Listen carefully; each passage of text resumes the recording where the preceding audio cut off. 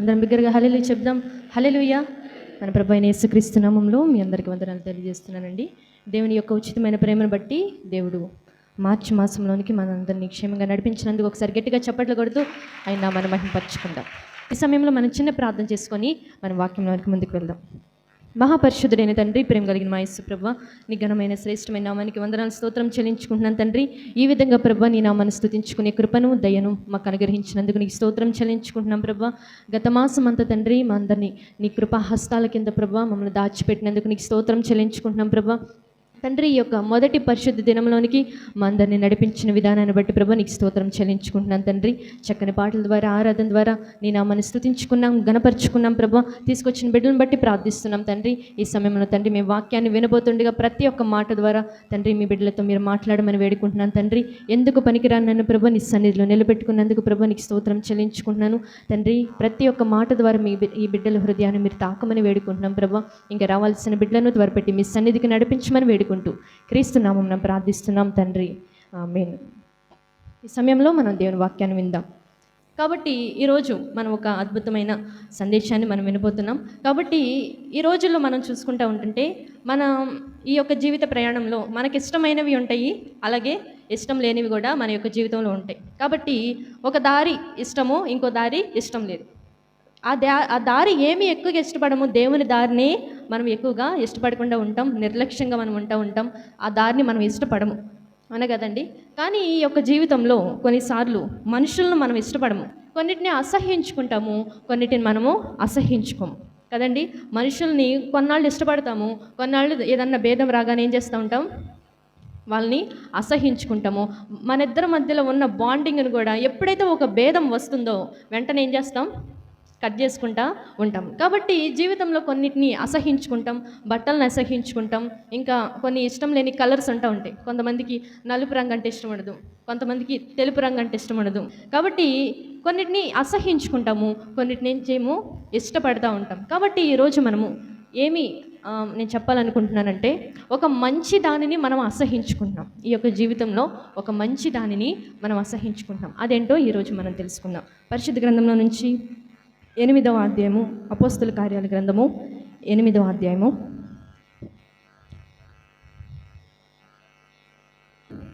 21, 22 వచనాలు చదువుకుందాం. నీ హృదయము దేవుని ఎదుట సరైనదిగా కాదు గనుక ఈ కార్యమందు నీకు పాలు పంపులు లేవు.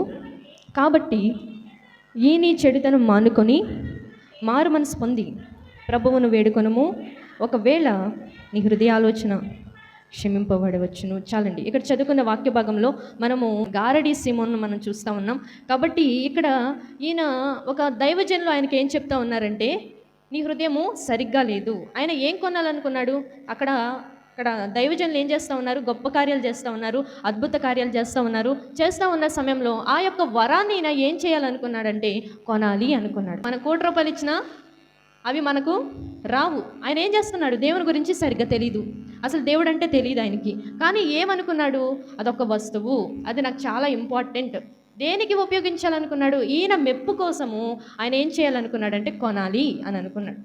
ఇక్కడ కొనాలి అనుకున్న తర్వాత ఆయనకి సరిగ్గా దేవుడు అనేవాడు తెలిస్తే, నాకు కూడా ఇలాంటి వరం ఉంటే బాగుండు, నేను దేవుని కోసం వాడతాననే మనసు ఆయనలో ఉంటే ఖచ్చితంగా దేవుడు ఆ యొక్క వరాన్ని ఆయనలోకి పెట్టేవాడు.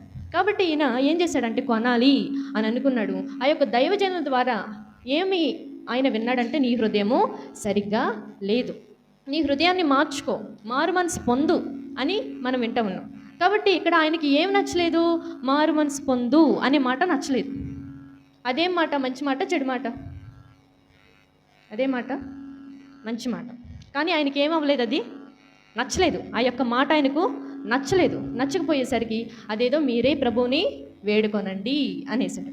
కాబట్టి ఆయనకి ఏం నచ్చలేదు? ఫస్ట్ ఆఫ్ ఆల్ దేవుని మాట నచ్చలేదు, దేవుని హృదయంలోకి ఆహ్వానించాలనే మనసు ఆయనకు లేదు. తర్వాత దేవుని యొక్క వరాన్ని మాత్రం దేవుడు కావాలని కోరుకోవట్లేదు, కానీ దేవుడిచ్చే వరాలు మాత్రం కావాలని ఆయన కోరుకున్నాడు. కాబట్టి ఈ రోజుల్లో మనం కూడా దేవుణ్ణి కోరట్లేదు, కానీ దేవుడిచ్చే ఆశీర్వాదాలన్నింటినీ మనము కోరుకుంటూ ఉన్నాం. ఇంకో వాక్యం పక్కనే మనం చదువుకుందాం. అపోస్తల కార్యాల గ్రంథం 8వ అధ్యాయము 36వ వచనం చదువుకుందాం. 36వ వచనం. వారు త్రోవలో వెలుచుండగా నీళ్లున్న ఒక చోటకి వచ్చినప్పుడు నపుంసకుడు, ఇదిగో నీళ్లు, నాకు బాప్తీసం ఇచ్చుటకు ఆటంకమేమని అడిగి రథము నిలుపుమని ఆజ్ఞాపించెను. చదవండి. ఫిలిప్పు, నీవు పూర్ణ హృదయముతో విశ్వసించిన ఎడల పొందవచ్చునని చెప్పాను. అతడు యేసుక్రీస్తు దేవుని కుమారుడని విశ్వసించుచున్నాను అని ఉత్తరం ఇచ్చాను. చాలండి. ఇక్కడ మరొక వ్యక్తిని మనం చూస్తూ ఉన్నాం. ఆయన నపుంసకుడు. అయితే ఈయన మారు మనసు పొందాలని ముందే సిద్ధపాటు కలిగి ఉన్నాడు. అలాగే ఫిలిప్పుతో ఇద్దరు కలిసి ప్రయాణం చేస్తూ ఉన్నారు. ఈయన రథంలో ఎక్కిన తర్వాత ఇద్దరు వస్తానే ఉన్నారు. ఈయన బాప్తీసం తీసుకోవాలి, ఈయన మారు మనసు పొందాలి అన్న మనసు ఈయన కూడా తెలుసు. ఎవరికి? ఫిలిప్పుకు తెలుసు. అక్కడ ఏం చెప్తున్నాడు? 36వ వచనంలో, ఇదిగో నీళ్లు, నాకు బాప్తీసం ఇచ్చుటకు ఆటంకమేమి అడిగి రథము నిలుపుమని ఆజ్ఞాపించను. అక్కడ ముందుగానే ఏం చెప్పాడు ఆయన? బాప్తీసము నేను తీసుకుంటాను, నా హృదయము దేవుణ్ణి అంగీకరించింది అని ఎవరికి తెలుసు? ముందే ఫిలిప్పుకు తెలుసు. తర్వాత ఈ ఫిలిప్పు ఏమంటున్నాడంటే, నీవు పూర్ణ హృదయముతో విశ్వసించిన ఎడల పొందవచ్చునని చెప్పాను. ఇక్కడ ఒక మాట ఉంది, నీ పూర్ణ హృదయంతో విశ్వసించిన ఎడల ఏంటున్నారు అందరూ? ఇక్కడ ఏముంది? విశ్వసించిన ఎడల. ఇందాక చదువుకున్న వాక్య భాగంలో ఆ దైవజనులు ఇక్కడ ఈ గారడి సీమోనికి ఏం చెప్పారు? నువ్వు మారు మనసు పొందితే. ఇక్కడ ఏం చెప్తున్నారు? నువ్వు దేవుణ్ణి పూర్ణ హృదయంతో విశ్వసించిన ఎడల. గారడి సీమోనికి ఏం చెప్పారు చెప్పండి? గారడి సీమోనికి ఏం చెప్పారు? మారు మనసు పొందిన ఎడల. ఇక్కడ ఏం చెప్తున్నారు? పూర్ణ హృదయంతో విశ్వసించిన ఎడల. ఇక్కడ రెండు మాటలు మనం చూస్తాం. అక్కడేమో మారు మనసు పొందిన ఎడల, ఇక్కడ దేవుణ్ణి విశ్వసించిన ఎడల. ఆయన ఏం చేశాడు? గారడి సీమోను అంగీకరించలేదు. ఇక్కడ నపుంసకుడు ఏం చేశాడు? అంగీకరించాడు. ఈయన హృదయం ఎలా ఉంది, ఆయన హృదయం ఎలా ఉంది? అర్థమైందా నేను చెప్పింది? గారడి సీమోనేమో ఆయన హృదయం సరిగ్గా లేదు అని చెప్పిన మాటను అంగీకరించలేదు. ఇక్కడ నపుంసకుడు ఏం చేశాడు? ఆయన హృదయాన్ని యాక్సెప్ట్ చేశాడు. దేవుల్లో ఉంచుకోవాలి, నేను నా హృదయాన్ని దేవుణ్ణి నేను సొంత రక్షకునిగా అంగీకరించిన విషయము దైవజనులు అయిన ఫిలిప్పుకు తెలిసినా కానీ ఆయన ఏమన్నాడంటే, నీ పూర్ణ హృదయము విశ్వసించిన ఎడల నువ్వు తీసుకోవచ్చు. ఆ మాటను ఎలా తీసుకున్నాడు?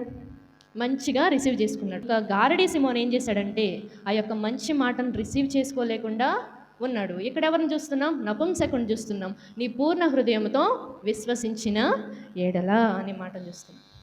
ఆ రోజు అక్కడ ఆయన ఏం చేశాడంటే, ఒక మంచి మాటను అంగీకరించలా, ఒక మంచి మాటను ఏం చేసుకున్నాడు? అసహించుకున్నాడు. ఇక్కడ నపుంసకుడు ఏం చేశాడు? తన హృదయంలో దేవుని యాక్సెప్ట్ చేశాడని ఫిలిప్పుకు తెలుసు. కానీ ఈయన ఏం చేశాడంటే, అక్కడ మంచి మాటను రిసీవ్ చేసుకొని మౌనంగా ఉన్నాడు. అది భక్తి కలిగిన వారిలో ఉండాల్సిన లక్షణం అనగదండి. ఇంకా దేవుని వాక్యాన్ని చేదరించుకునే వారు కూడా ఉన్నారు, అసహించుకునే వారిలాగా ఉన్నాం. ఇంకా ఈ యొక్క గారడి సీమోన్ లాగా దేవుని వాక్యాన్ని అంగీకరించలేని స్థితిలో మనం ఉంటున్నాం. కాబట్టి మనం దేనికోసం తాపత్రయపడుతున్నాం? దేనికోసం ఇంకా మనం ఆశలు పెట్టుకొని బ్రతుకుతున్నాం? మన యొక్క జీవితాలు ఎలా ఉండాలంటే, ఇతరులకు మాదిరికరంగా మన యొక్క జీవితాలు ఉండాలి. కాబట్టి ఈరోజు మనం దేనికోసం తాపత్రయపడుతున్నాం? దేనికోసం మనం ముందు అడుగు వేయలేకపోతున్నాం? దేనికోసం, ఏ ఆశ కోసం మనం దేవుని దూరంగా పెట్టుకుంటున్నాం? పరలోకమే నా అంతఃపురం చేరాలనే తాపత్రయం, పొలంలో ఉండాలనే నా తాపత్రయం. కాబట్టి మనం ఇంకా దేవుని మాటను అసహించుకునే స్థితిలో మనము ఉంటున్నాం. ఒక మాట ఉంది, మరొచ్చి మనం చదువుకుందాం. కీర్తనల గ్రంథము 50వ అధ్యాయము. ఈ మాటను మనం అందరం చదవాలి ఖచ్చితంగా. కీర్తనల గ్రంథము 50వ అధ్యాయము 16వ వచనం చదువుకుందాం. భక్తిహీనులతో ఇట్లు సెలవిచ్చుచున్నాడు, నా కట్టడలు వివరించుటకు నీకేమి పని? నా నిబంధన నీ నోట వచించదమేమి? దిద్దుబాటు నీకు అసహ్యము కదా. చాలండి. ఇక్కడ లాస్ట్ వర్డ్ ఏం చదువుకున్నాం? దిద్దుబాటు నీకు అసహ్యం కదా. అందరం చెప్పండి. వర్డ్ దిద్దుబాటు నీకు అసహ్యం కదా. వెళ్ళిందా బుర్రలోకి? వెళ్ళిందా? ఒకసారి గట్టిగా చప్పట్లు కొడదాం. భక్తిహీనులకు దేవుడు ఇట్లు సెలవిచ్చుచున్నాడు అనే మాటను మనం చూస్తూ ఉన్నాం. అలాగే 17వ వచనంలో ఏం చదువుతున్నాం? దిద్దుబాటు నీకు అసహ్యము కదా. ఎవరికి మాట అంట? ఎవరికి చెప్పండి? భక్తిహీనులకి. భక్తిహీనులకు దేవుడు ఏం చెప్తున్నాడు? దిద్దుబాటు నీకు అసహ్యం కదా. ఇప్పుడు మనం ఇద్దరం చెప్పుకున్నాం. ఇప్పుడు మనం గారడీ సిమోన్ లాగా ఉన్నామా, నపుంసకులాగా ఉన్నామా? ఇందాక చెప్పిన 2 స్టోరీస్ గుర్తున్నాయా? గారడీ సిమోను, ఇంకోటి నపుంసకుడు. ఈ యొక్క గారడీ సిమోన్ ఏం చేశాడు? మారు మనసు పొందితే అనే వాడిని అసహించుకున్నాడు. ఇక్కడ నపుంసకుడు ఏం చేశాడు? నీవు పూర్ణ మనసుతో విశ్వసించిన ఎడలా అనే మాటను ఆయన అసహించుకోలేదు. ఇప్పుడు మనం ఎలా ఉన్నాం? భక్తిహీనులకి దేవుడు సరిదిద్దుకో అనే మాట చెప్తున్నాడు. కానీ ఈ యొక్క దిద్దుబాటును మనం ఏం చేస్తూ ఉన్నామంటే, ఆ దిద్దుబాటు అనే మాటను అసహించుకునే విధంగా మనం ఉన్నాం. ఈరోజు మనం ఎలా ఉంటున్నాం? ఇతరులకు మాదిరిగా ఉండాల్సిన మన జీవితాలు ఎలా మారిపోతున్నాయి? ఇక్కడ దేవుడు చెప్తున్నాడు, నా కట్టడలను వివరించటకు నీకేం పని? ఎందుకు చెప్తున్నారు? దిద్దుబాటు నీకు అసహ్యం కదా. ఈ దిద్దుబాటును మనం సరిగ్గా చేసుకోలేకపోతే, ఈ దిద్దుబాటు అనే మాటను మనం అసహించుకుంటే, మనము మన దేవుని యొక్క కట్టడలను వివరించడానికి మనకు అవకాశం అనేది లేదు. మనం ఎప్పుడైతే సరి చేసుకుంటామో, ఎప్పుడైతే దేవుడు మనకు ఆజ్ఞాపించిన ఈ యొక్క ఆజ్ఞలను మనం సరిగ్గా వాటిని నిర్వర్తిస్తామో, దేవుని యొక్క కట్టడలను అంగీకరించడానికి, వివరించడానికి మనకు చక్కని అవకాశాన్ని దేవుడు మనకు ఇస్తారంట. మనం ఈ దిద్దుబాటుని అసహించుకుంటే మన యొక్క జీవితం ఎలా అయిపోద్ది? గారడీ సీమోన్ లాగా మారిపోద్ది. ఏ మంచి మాటను మనం రిసీవ్ చేసుకోకుండా ఉంటున్నాం. పనులకి ఎక్కువగా సమయం ఇచ్చింది దేవుని యొక్క సమయాన్ని ఆమె దొంగలించినట్లు మనం చూస్తూ ఉన్నాం. కాబట్టి ఈరోజు భక్తి గలవారంగా ఉన్నామా? ఈ యొక్క దిద్దుబాటును ఇంకా అసహించుకునే వారిగా మనం భక్తిహీనులుగానే మనం బ్రతుకుతున్నామా? కాబట్టి ఈరోజు మనం పరిశీలన చేసుకోవాలి. కాబట్టి ఇంకా మనం కిందకి చదువుతుంటే అక్కడ ఒక మాట ఉంటుంది, నీవు నా మాటలను వెనక తీసేసుకుంటున్నావు, ఇంకా వ్యభిచారులతో సాంగత్యం, ఇంకా నాలుక కపటము కల్పించుచున్నది, సహోదరుల మీద కొండెములు చెప్పుచున్నావు.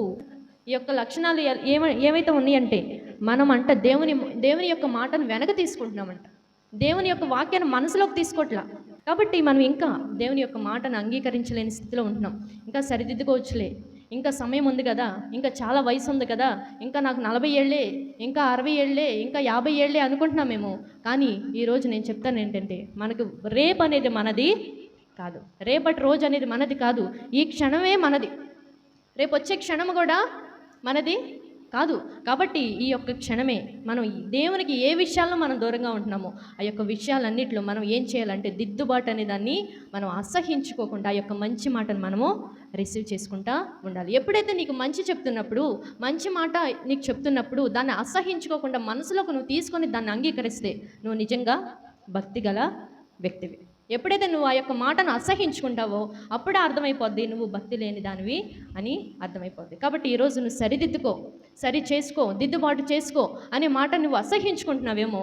కానీ కొన్ని దినాల తర్వాత నీకు అర్థమయ్యేది ఏంటంటే, ఈరోజు నువ్వు అనుకోవచ్చు, ఏమనుకుంటావంటే, నేను పాపంలో చేస్తున్నా బాగానే ఉన్నాను కదా, త్రాగుతున్నా నేను బాగానే ఉన్నాను కదా, అన్ని పనులు చేసుకొని ఎప్పుడు పడితే అప్పుడు ప్రార్థనలు మానేసిన బాగానే ఉంటున్నాను కదా, ఇంకా ఆ దేవుడు మంచి ఆరోగ్యాన్ని ఇస్తున్నారు, ప్రతి ఒక్క విషయంలో దేవుడు నన్ను గెలిపిస్తూ వస్తున్నారు, ఇంకా పొలం పంటలు అన్ని క్షేమంగా దేవుడు నడిపించుకుంటూ వస్తున్నారు కదా అని మనం ఈరోజు అనుకోవచ్చు.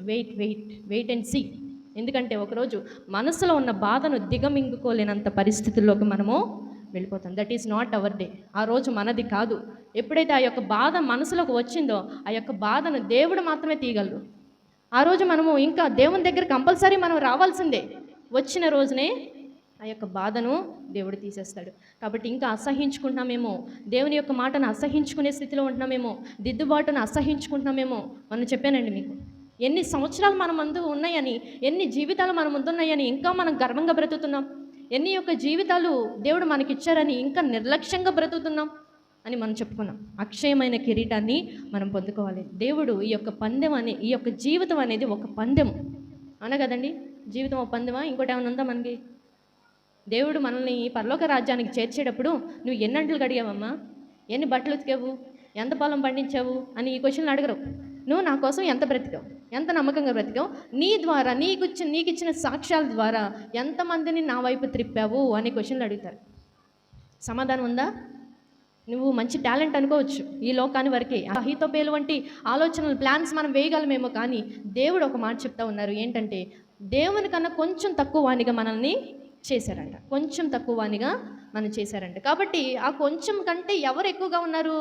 దేవుడు మనకంటే ఎక్కువ జ్ఞానం కలిగి ఉన్నారు. దేవుడు నేను పలానా సమాధానం నేను కరెక్ట్గా నేను చెప్పగలను, దేవుడు అడిగిన ప్రతి ఒక్క సమాధానం, ప్రతి ఒక్క క్వశ్చన్కి నేను కరెక్ట్గా సమాధానం నేను చెప్పగలను అని నువ్వు అనుకుంటున్నామేమో. కానీ ఆ రోజు దేవుడు దిమ్మ తిరిగే సమాధానం మనకిస్తే మనం ఎక్కడ ఉంటాం? నరకంలో ఉంటాం. ఈ లోకంలో మనము దేవుని యొక్క మాటను, ఈ యొక్క దిద్దుబాటు మాటలు మనం అసహించుకుంటే పరలోక రాజ్యానికి చేర్చడానికి దేవుడు మనల్ని అసహించుకుంటారు. ఆ రోజు అసహించుకుంటే నీకు ఇంకో దారుందా? ఇంకోటి ఉందా? లేదు. కాబట్టి ఈ లోకంలో మనం ఉన్నప్పుడు ఈ యొక్క జీవితం అనే పందాన్ని దేవుడు మన ముందు ఉంచారు. పరిగెత్తుకుంటూ వెళ్ళటమే, విశ్వాస జీవితంలో పరిగెత్తుకుంటూ వెళ్ళటమే. ఒకవేళ మధ్యలో మనం ఆపేస్తే మనం ఏం పొందుకోలేము?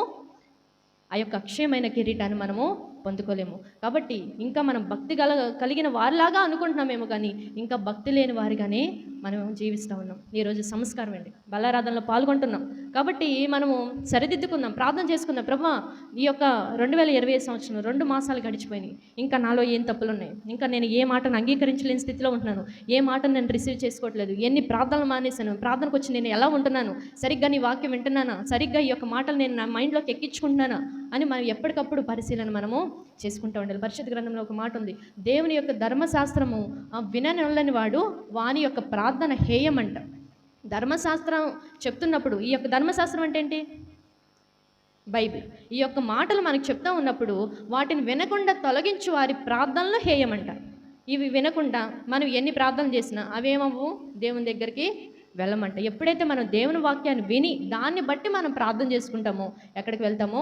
దేవుని రాజ్యానికి వెళ్తామో. అలాగే ఆ యొక్క ప్రార్థనకు కూడా దేవుడు వాల్యూ ఇచ్చి దేవుడు మన యొక్క ప్రార్థనలు దేవుడు అంగీకరిస్తాడు. కాబట్టి ఇంకా ఎలా ఉంటున్నాం? భక్తి కలిగిన వారిలాగా ఉంటున్నామా? భక్తి లేని వారిలాగా మనం ఉంటున్నామా? ఈ యొక్క దిద్దుబాటు మాటలను అసహించుకునే విధంగా మనం ఉంటున్నామా? ఈరోజు నువ్వు అసహించుకుంటే దేవుడు మన పరలోక రాజ్యంలోకి చేర్చలేరు. ఈరోజు మనం ప్రార్థన చేసుకుందాం. ప్రభువా, ఈ యొక్క మార్చి మాసాన్ని మాకు దయాకిరీటంగా మాకు ఇచ్చావు. మొదటి పరిశుద్ధ దినంలో కూర్చునే భాగ్యాన్ని మాకు ఇచ్చావు. ఈ యొక్క మాటలను మేము వినే భాగ్యాన్ని మాకు ఇచ్చావు. ప్రభువా, ఇంకా ఎలా ఉన్నాను? నేను సరిదిద్దుకునే లెవెల్లోనే ఉన్నాను. నా యొక్క జీవితం ఇంకా మాదిరికరంగా ఉందా? నా యొక్క మాటలు ఎలా ఉంటున్నాయి? నా యొక్క ప్రవర్తన ఏ విధంగా ఉంటుంది? నా యొక్క మాటల ద్వారా ఎవరినైనా బాధ పెడుతున్నానా? భక్తి కలిగిన వారి లిస్టులో నేను ఉన్నానా? ఇంకా భక్తిగా ఉంటున్నాను, అన్నిటికీ ప్రార్థనకి అన్నిటికీ అటెండ్ అవుతున్నాను అని అనుకుంటున్నాం. కానీ ఇంకా ఈ యొక్క దిద్దుబాటు అనే మాటను మనం రిసీవ్ చేసుకోలేని స్థితిలో మనం ఉంటున్నాం. కాబట్టి ఈరోజు మనం పరిశీలన చేసుకొని ఈ యొక్క దిద్దుబాటు మాటలను, ఈ యొక్క దేవుడు మన యొక్క జీవితానికి నిత్య రాజ్యానికి చేర్చే మాటలను దేవుడు మనకు చెప్తున్నప్పుడు ఈ యొక్క మాటలు మంచిగా మనం నపుంసకుడిలాగా మనం రిసీవ్ చేసుకోవాలి. నీ పూర్ణ హృదయంతో విశ్వసించిన ఎడల నీవు మారు మనసు పొందొచ్చు. కాబట్టి ఈ యొక్క గారడీ సీమోన్లాగా మనం ఉన్నామా, నపుంసకుల్లాగా మనం ఉన్నామన్నది పరిశీలన చేసుకొని దేవుల్లో మనం స్థిరంగా ఉందాం. దేవుడి కొద్ది మాటలు దీవించి ఆశీర్వదించునుగాక. నేనెందుకని